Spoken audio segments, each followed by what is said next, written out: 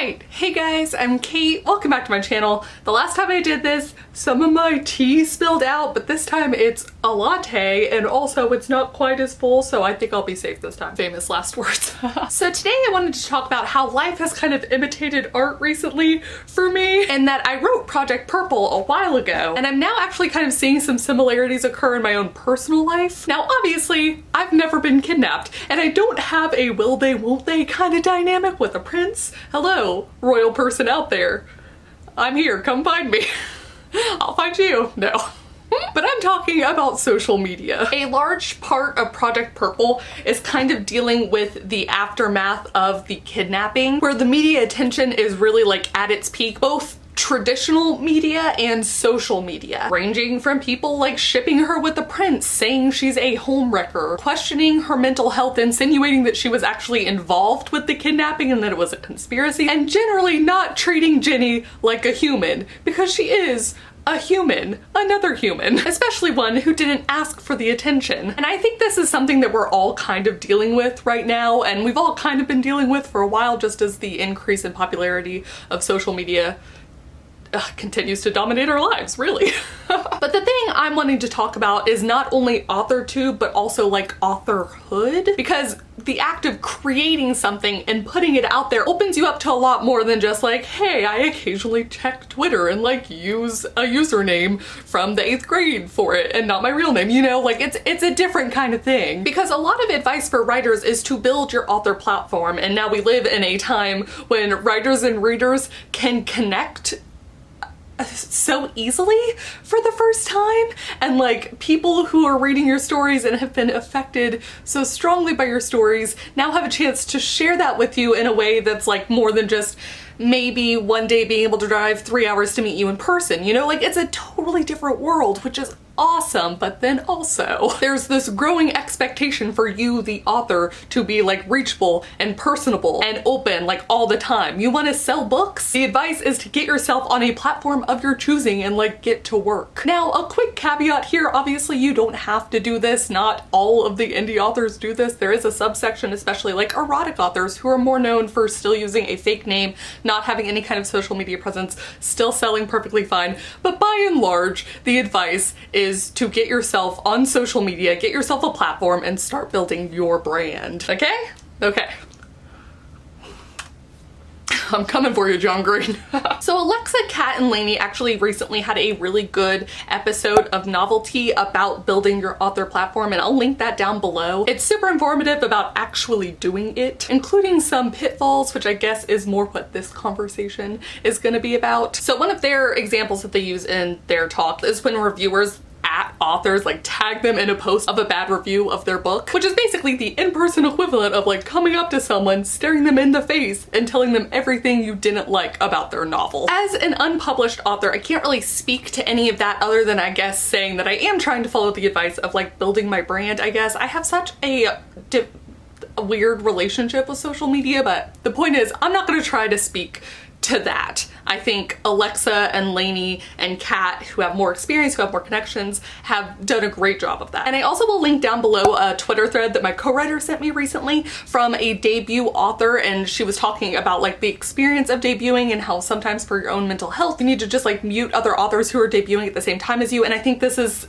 another portion of this tricky relationship with authorhood and social media that's a very valid conversation, if kind of tangential to the point I'm gonna be ultimately trying to make. So I will link it down below. What I want to talk about though, and what I can feel that I can personally speak to, and what prompted this video in the first place, is that I'm going back and rereading Project Purple as I'm, you know, working on fixing draft 3, was that recently I've gotten some hate comments. Now most of these comments stem from one video that I did, and I did post a picture one time kind of blacking out the commenter, and I posted that picture on an Instagram story, and I thought it was funny. But then I got some direct messages from y'all, and like some of y'all were like, who could hate you? Which, thank you so much, but clearly people can.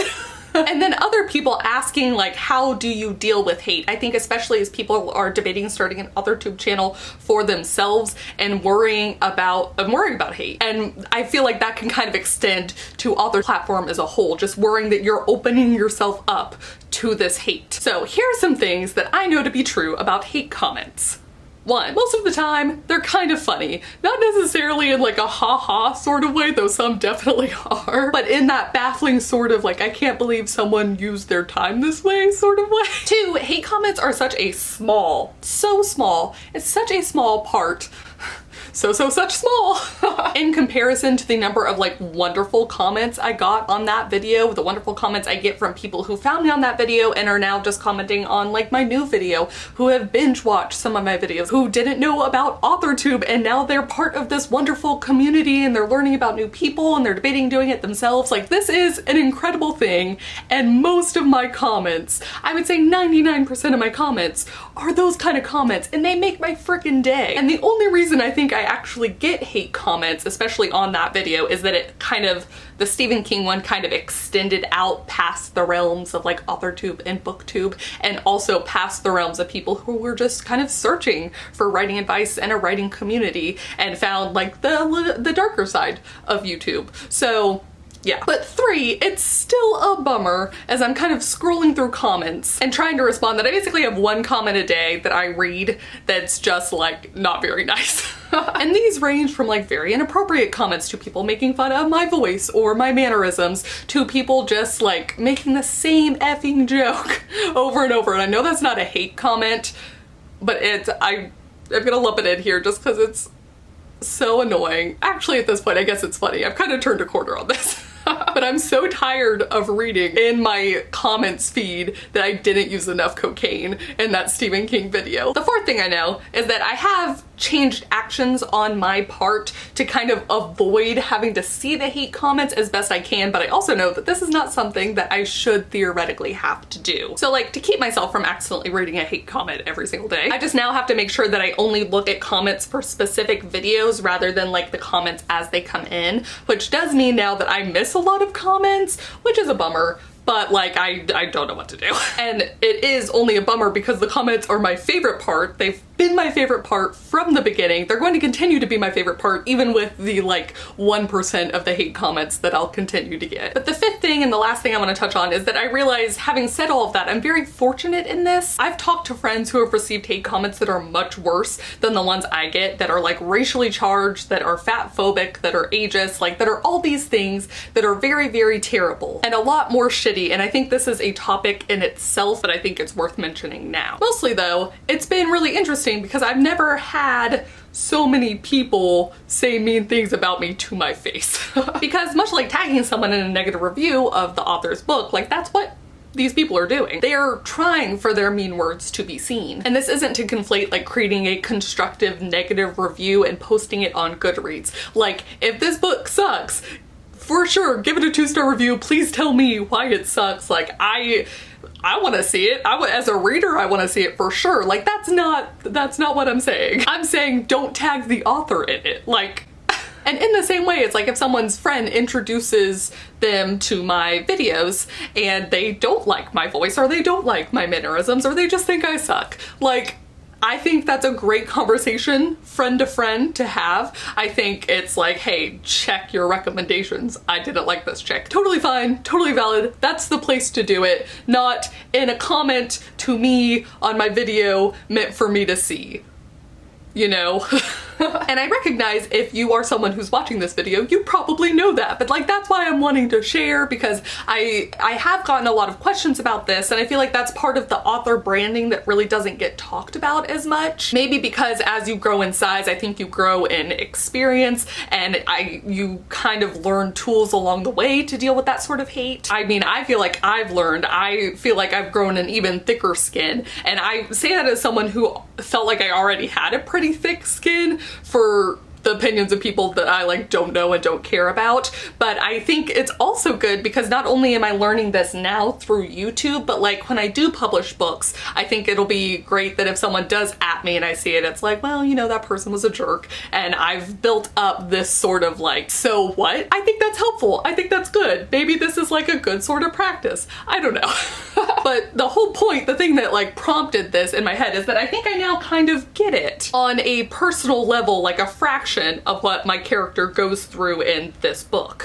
What I put my character through, I'm so sorry. But also on like a much smaller scale compared to my book. And there is some amount of like me putting up the video of my own free will that invites a certain, I don't think I want to say that. I don't think it invites the hate.